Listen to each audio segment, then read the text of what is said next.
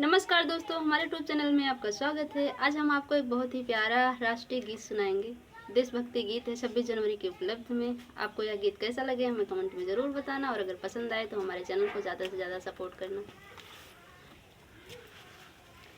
देश के करानमा, देश के करानमा, गए हैं जेल खानमा, शहीद भइले ना एही हिंद के जवानमा, शहीद भइले ना एही हिंद के जवानमा, शहीद भइले ना। देश के करानमा, देश के करानमा, गए हैं जेल खानमा, शहीद भइले ना एही हिंद के करानमा, शहीद भइले ना।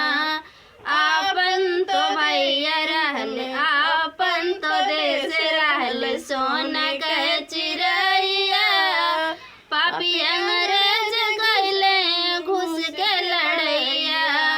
आपन तो देश रहल, सोना के चिड़ैया, पापी अंग्रेज कैले घुस के लड़ैया।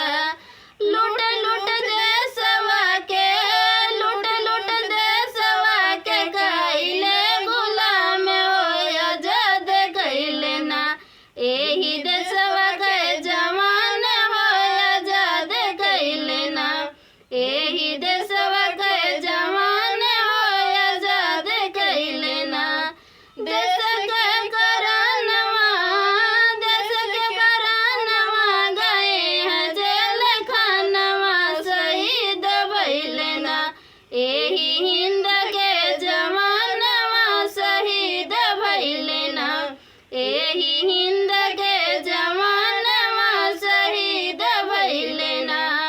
आपन तो भैया भगत सिंह हाय भैया, घर घर गाँव गाँव कैले नेतैया।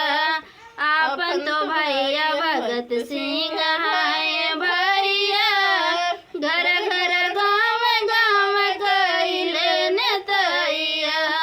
त्याग दे हमहू, त्याग दे हमहू, हो अपना परनमा, शहीद भइले ना एही हिंद के जवानमा, शहीद भइले ना एही हिंद के जवानमा, शहीद भइले ना।